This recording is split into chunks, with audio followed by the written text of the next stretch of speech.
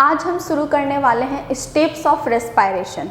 तो देखते हैं कि रेस्पायरेशन जो है वो कितने स्टेप्स में कंप्लीट होता है। ठीक है, तो रेस्पायरेशन टोटली 4 स्टेप में कंप्लीट होता है। ठीक, तो पहला जो स्टेप है यानी पहला जो प्रोसेस है वो होता है ब्रीदिंग। ठीक है, उसके बाद सेकेंड स्टेप होता है एक्सटर्नल रेस्पायरेशन।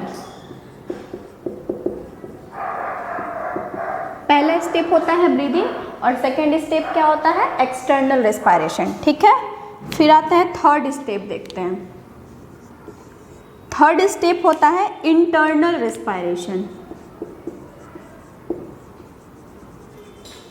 Internal respiration. ठीक है, फिर लास्ट स्टेप होता है यानी कि फोर्थ सेल्यूलर रेस्पायरेशन।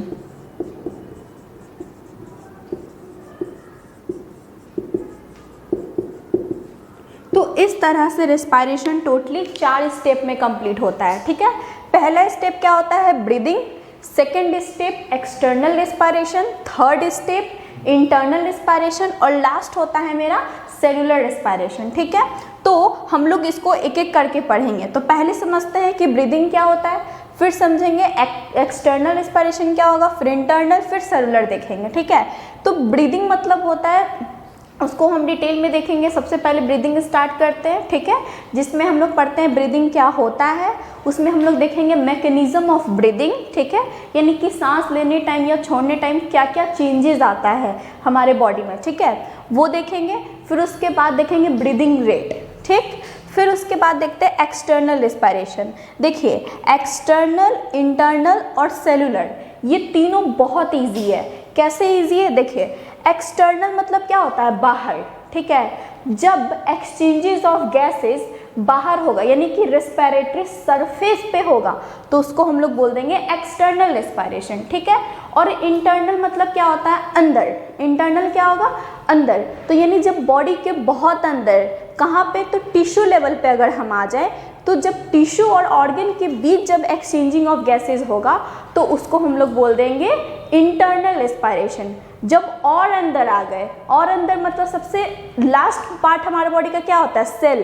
ठीक है, तो जब सेल के अंदर रेस्पायरेशन होगा तो उसको हम लोग बोल देंगे सेलुलर रेस्पायरेशन। ठीक है, एक्सटर्नल मतलब जब बाहर बाहर होगा, ऊपर ऊपर होगा, यानी कि रेस्पिरेटरी सरफेस पे होता है तो एक्सटर्नल, उस अंदर चल जाए, अंदर कहाँ? टिश्यू, तो हो गया इंटरनल। और अंदर गए यानी कि सेल के अंदर घुस गए तो सेल के अंदर हो जाएगा सेलुलर रेस्पायरेशन। ठीक, तो इसको हम और अच्छे से क्लियर करके देखेंगे। ठीक है, डिटेल में। तो सबसे पहले हम लोग स्टार्ट करते हैं ब्रीदिंग को देखते हैं। ठीक, कि ब्रीदिंग क्या होता है। तो सबसे पहले हम लोग देखते हैं ब्रीदिंग। ठीक है, ब्रीदिंग क्या होता है? इट इज़ द फिजिकल और mechanical process of combination of inhalation and exhalation. मतलब ये एक फिजिकल या फिर एक मैकेनिकल प्रोसेस है। ठीक है, फिजिकल प्रोसेस मतलब क्या होता है? देखिए, 2 वर्ड सुने होंगे ना, एक फिजिकल होता है और एक केमिकल होता है। ठीक, फिजिकल मतलब होता है जिसको हम लोग मतलब अपनी खुली आंखों से देख सकते हैं या फिर उसको टच कर सकते हैं या फिर फील कर सकते हैं। ठीक, और केमिकल क्या होता है? जिसको ना ही फील कर सकते हैं, ना ही टच कर सकते हैं, ना ही देख सकते हैं, उसको हम केमिकल प्रोसेस बोलते हैं। तो ब्रीदिंग एक टाइप का फिजिकल प्रोसेस है। क्यों? क्योंकि इसको हम लोग क्या कर सकते हैं? फील कर सकते हैं। ठीक है, और ना ही इसमें कोई केमिकल रिएक्शन या फिर एंजाइम्स वगैरह इन्वॉल्व होता है। ठीक, तो ब्रीदिंग एक फिजिकल प्रोसेस है। किसका? Combination of inhalation and exhalation. मतलब देखिए, अगर हम किसी से पूछते हैं कि ब्रीदिंग मतलब क्या होता है तो कोई भी क्या बोलेगा? नॉर्मली ब्रीदिंग मतलब होता है सांस लेना। ठीक है, लेकिन नहीं, सांस लेना इज कॉल्ड नॉट ब्रीदिंग। ठीक है, क्योंकि हम सिर्फ सांस लेते ही थोड़ी है, हम मतलब सांस लेते और सांस छोड़ते भी तो है ना। इसका मतलब ये नहीं कि सिर्फ सांस लेना ही हम ब्रीदिंग कहते हैं उसको। ठीक, तो ब्रीदिंग मतलब होता है इनहेलेशन प्लस एक्सहेलेशन। ठीक है, मतलब इनहेलेशन और एक्सहेलेशन जब मिलता है तब हम उसको बोलते हैं ब्रीदिंग, ठीक है, ना कि सांस लेना इज कॉल्ड ब्रीदिंग, ठीक है। तो इनहेलेशन मतलब क्या होता है? Inhalation it is the process of bringing in of fresh air into the lungs for obtaining oxygen. मतलब जब हम इन्वायरमेंट से एयर को बॉडी के अंदर यानी शरीर के अंदर लेते हैं, रेस्पिरेटरी ट्रैक्ट से हवा को अंदर लेते हैं, तो उस हवा से क्या लेते हैं? ऑक्सीजन प्राप्त करते हैं, ठीक है। तो हवा को अंदर लेके उससे ऑक्सीजन प्राप्त करना इज कॉल्ड इनहेलेशन, ठीक है। क्या हो गया? It is the process of bringing in means क्या होता है? अंदर। कहाँ? किसको लेना? अंदर फ्रेश एयर को लेते हैं। कहाँ जाता है वो हवा? फिर लंग्स में जाता है। क्यों जाता है? फॉर ऑब्टेनिंग ऑक्सीजन, यानी ऑक्सीजन को प्राप्त करने के लिए। तो इस प्रोसेस को बोलते हैं इनहेलेशन। और एक्सहेलेशन क्या होता है? टेकिंग आउट मीन्स क्या होता है? बाहर, ठीक है, यानी बाहर निकालना। किसको बाहर निकालते हैं? फाउल एयर को। फाउल एयर मतलब होता है अनवांटेड या फिर उसको हम बोल सकते हैं हार्मफुल एयर। तो हमारे लिए हार्मफुल क्या होगा? तो जब ऑक्सीजन मिलेगा तो ग्लूकोज बर्न होगा, और जब ग्लूकोज बर्न होगा तो कार्बन डाइऑक्साइड निकलेगा, जो कि हमारे बॉडी के लिए क्या है? हार्मफुल है। इसलिए उसको बॉडी से निकलना क्या है? नेसेसरी है। तो हम क्या करेंगे? एयर के साथ कार्बन डाइऑक्साइड को बाहर निकाल देंगे। उसी हवा को हम लोग फाउल एयर बोल रहे हैं, ठीक है। तो taking out of foul air from the lungs, यानी बाहर लंग्स से हम लोग क्या करते हैं? वापस जैसे फ्रेश एयर अंदर लिए उसी तरह से कार्बन डाइऑक्साइड यानी फाउल एयर को बाहर निकाल देते हैं, ठीक है, for elimination of carbon dioxide, ठीक है। तो इस प्रोसेस को यानी कि इनहेलेशन यानी फ्रेश एयर को अंदर लेना और उससे ऑक्सीजन पाना, ठीक है, किस चीज़ के लिए? तो ग्लूकोज का ब्रेकडाउन करवाने के लिए। आफ्टर ब्रेकडाउन जब कार्बन डाइऑक्साइड रिलीज होगा तो उसको फिर क्या करना? उसे एयर के साथ, अब वो एयर कैसा हो गया? फाउल हो गया। मतलब क्यों हो गया? क्योंकि उसमें अब कार्बन डाइऑक्साइड जुड़ गया जो कि हमारे लिए हार्मफुल है, ठीक है। तो उसको बाहर निकाल देना इज कॉल्ड एक्सहेलेशन। तो इनहेलेशन और एक्सहेलेशन मिलके क्या बनता है? ब्रीदिंग, इसको हम लोग बोलते हैं, ठीक है। तो इसका मतलब वन इनहेलेशन यानी एक इनहेलेशन और वन एक्सहेलेशन, एक इनहेलेशन और एक एक्सहेलेशन मिलके बनता है वन ब्रीदिंग, ठीक है। एक इनहेलेशन और एक हेलेशन मिलके इसको हम लोग क्या बोलते हैं? वन ब्रीदिंग बोलते हैं। इसका मतलब एक बार सांस लेना और सांस छोड़ना, इसको हम लोग बोलते हैं एक, ठीक है, ना कि सिर्फ सांस लेना। समझ में आ गया? तो इस प्रोसेस को हम लोग क्या बोलते हैं? ब्रीदिंग। तो सबसे पहला जो प्रोसेस होगा रेस्पिरेशन का वो होता है ब्रीदिंग, ठीक। तो ब्रीदिंग क्या होता है? समझ में आ गया? Combination of inhalation plus exhalation, ठीक, इसको हम लोग बोलते हैं ब्रीदिंग। अब हम लोग देखते हैं ब्रीदिंग रेट क्या होता है। हाँ, तो ब्रीदिंग रेट मतलब क्या होता है? ब्रीदिंग रेट मतलब होता है, रेट मतलब हमेशा होता है टाइम या फिर बाय टाइम, ठीक है। तो ब्रीदिंग रेट मतलब होता है कि कोई एक लिविंग ऑर्गेनिज्म यानी कोई एक जीवित प्राणी 1 मिनट में कितने बार सांस लेता है या छोड़ता है, ठीक है, उसको हम लोग क्या यानी कि ब्रीद करता है, तो उसको हम लोग क्या बोलते हैं? ब्रीदिंग रेट बोलते हैं, ठीक। तो अगर एक नॉर्मल ह्यूमन का ब्रीदिंग रेट या फिर इसको हम लोग रेस्पिरेटरी रेट भी बोल सकते हैं, ठीक है। तो एक नॉर्मल ह्यूमन का ब्रीदिंग रेट जो होता है वो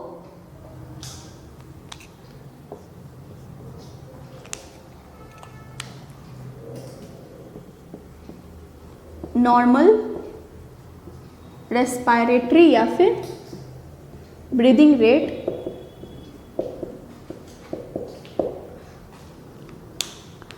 12 से 18 पर मिनट होता है, ठीक है, 12 से 18। इसका मतलब है कि एक नॉर्मल ह्यूमन जो है वो नॉर्मली उसका नॉर्मल ब्रीदिंग रेट कितना होता है? 12 से 18 पर मिनट होता है, यानी हर एक मिनट पे हम लोग 12 से 18 बार सांस लेते और छोड़ते हैं, ठीक है। ऐसा नहीं कि मतलब 12 बार सांस लेते और 12 बार छोड़ते हैं, वैसा नहीं है। 12 जैसे एक हम कैसे काउंट करेंगे? एक कैसे काउंट करते हैं? मतलब जैसे एक बार इनहेल किए, एक बार एक्सहेल किए तो उसको बोलेंगे 1 ब्रीदिंग। समझ में आ गया?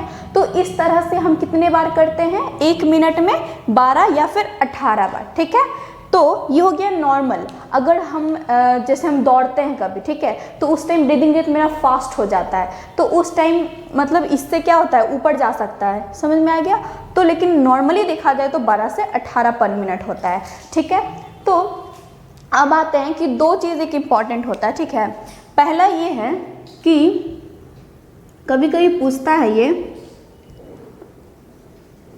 या फिर आप सुने भी होंगे कि एक्वेटिक एनिमल्स का मतलब जो जानवर पानी में रहता है उसका ब्रीदिंग रेट जो है ना वो टेरेस्टेरियल एनिमल्स है। टेरेस्टेरियल मतलब क्या होता है, वैसा जानवर जो जमीन पर रहता है। ठीक है, तो एक्वेटिक एनिमल का ब्रीदिंग रेट जो है वो टेरेस्टेरियल एनिमल से ज़्यादा होता है। क्यों होता है? क्या हम बोले कि एक्वेटिक एनिमल का ब्रीदिंग रेट जो है वो ज़्यादा होता है। किससे होता है? टेरेस्टेरियल एनिमल से। ठीक है, क्यों होता है? क्योंकि देखिए टेरेस्टेरियल एनिमल जो है यानी जो जमीन पर रहते हैं उसको जो एयर है वो कहाँ से मिलता है, ओपनली एनवायरनमेंट से मिलता है। ठीक है, एयर बोले या फिर ऑक्सीजन बोले, ठीक है, कहाँ से मिलता है, एनवायरनमेंट से मिलता है। लेकिन एक्वेटिक एनिमल जो है इनको ऑक्सीजन कहाँ से मिलता है, वाटर से मिलता है। इसका मतलब कि हम लोग को माने हम लोग यानी ज़मीन पे जो रहते हैं जानवर उसको ऑक्सीजन फ्री स्टेट में मिल रहा है। ठीक है, एनवायरनमेंट में, लेकिन इसको किस स्टेट में मिल रहा है, डिजॉल्व स्टेट में। ठीक है, यानी घुला हुआ, डिजॉल्व स्टेट। ठीक, तो आप बताइए तो ऑक्सीजन का अमाउंट जो है वो कहाँ ज़्यादा होगा, एनवायरनमेंट में या फिर पानी में? ऑब्वियसली कहाँ होगा, एनवायरनमेंट में होगा। ठीक है, इसका मतलब वाटर का ऑक्सीजन का जो अमाउंट है वो पानी में क्या होता है, लेस होता है कंपैरिजन टू एनवायरनमेंट के। ठीक है, तो इसके लिए एक्वेटिक एनिमल्स को यानी जैसे मछली हो गया वो सबको जल्दी जल्दी यानी फास्ट ब्रीदिंग करना पड़ता है ऑक्सीजन लेने के लिए। ठीक है, इस कारण एक्वेटिक एनिमल का जो है वो ब्रीदिंग रेट टेरेस्टेरियल एनिमल से ज़्यादा होता है। समझ में आ गया क्यों ज़्यादा होता है? क्योंकि टेरेस्टेरियल एनिमल जो है वो कहाँ रहते हैं, ज़मीन पे, यानी कि उनको जो ऑक्सीजन है वो कहाँ से मिल रहा है, एनवायरनमेंट से मिल रहा है। ठीक है, यानी जो एयर में प्रेजेंट है। लेकिन जो टेरेस्टेरियल एनिमल है उसको कहाँ से मिल रहा है, पानी से मिल रहा है। तो पानी में ऑक्सीजन क्या है, घुला हुआ है, तो एनवायरनमेंट से कंपैरिजन एयर का अमाउंट जो है वो पानी में कम है, इसलिए जितने भी जानवर होंगे जो पानी में रहता है वो उसको फास्ट ब्रीदिंग करेगा। ठीक, ताकि उसको ऑक्सीजन जो है वो जल्दी जल्दी मिले। समझ में आ गया? तो इस कारण एक्वेटिक एनिमल्स का ब्रीदिंग रेट जो है वो फास्टर होता है टेरेस्टेरियल एनिमल से। समझ में आ गया? तो अगर आपको इससे रिलेटेड अगर क्वेश्चन पूछा जाए कि 4 ऑप्शन दे दिया जाए, ठीक है 4 ऑप्शन आपको दे दिया जाए और बोले कि बताइए इन चारों में से क्या बोलते हैं, इन चारों में से ब्रीदिंग रेट जो है वो सबसे फास्ट किसका होगा, तो सबसे पहले हम लोग कैसे छांटेंगे इस क्वेश्चन को? तो सबसे पहले मेरा दिमाग ये चलना चाहिए कि हम लोग ऐसे छांट सकते हैं कि देखेंगे कि एक्वेटिक एनिमल इसमें कौन है। ठीक है, तो जो हमको एक्वेटिक दिख गया तो आंसर वही होगा। समझ में आ गया? हमको जो ऑप्शन दिख गया कि ओ ये क्या है, पानी में रहता है, इसका मतलब इसका ब्रीदिंग रेट जो है वो बाकी सबसे फास्टर होगा। समझ में आ गया? अब आप बोलिएगा कि मान लीजिए एक्वेटिक एनिमल नहीं दिया है, कोई 4 जानवर दे दिया है, ठीक है, तब हम उसमें कैसे देखेंगे कि किसका ब्रीदिंग रेट फास्ट है और किसका ब्रीदिंग रेट स्लो है? तो याद रखें, अगर हमको एक्वेटिक मतलब पानी वाला जानवर नहीं है तो हम लोग कैसे देखेंगे?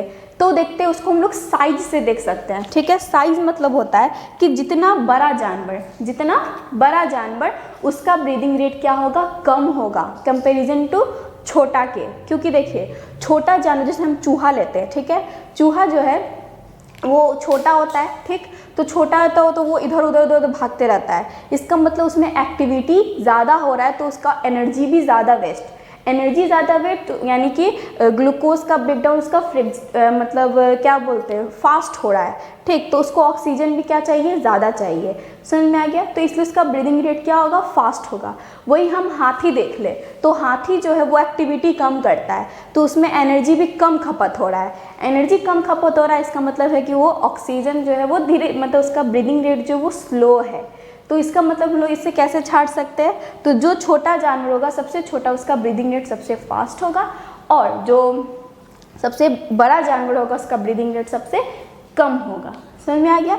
तो इस तरह से हम लोग ब्रीदिंग रेट देखते हैं क्या कि नॉर्मल जो ह्यूमन का रिस्पायरेशन रेट होता है वो 12 से 18 पर मिनट होता है, ठीक है, और एक्वेटिक एनिमल का जो है वो टेरेस्ट्रियल एनिमल से ब्रीदिंग रेट फास्ट होता है। क्यों होता है ये भी बता दिए। समझ में आ गया? तो इस तरह से हम लोग देख लिए ब्रीदिंग क्या होता है और ब्रीदिंग रेट देख लिए। अब हम लोग देखेंगे मैकेनिज्म ऑफ ब्रीदिंग, ठीक, कि मैकेनिज्म ऑफ ब्रीदिंग मतलब होता है कि जब हम लोग सांस ले रहे हैं या छोड़ रहे हैं तो क्या चेंजेस आ रहा है हमारे लंग्स में, हमारे चेस्ट में, ठीक है। तो ये सब चीज़ हम लोग देखते हैं मैकेनिज्म ऑफ ब्रीदिंग में देखेंगे, ठीक। तो इसके बाद हम लोग देखने वाले हैं मैकेनिज्म ऑफ ब्रीदिंग।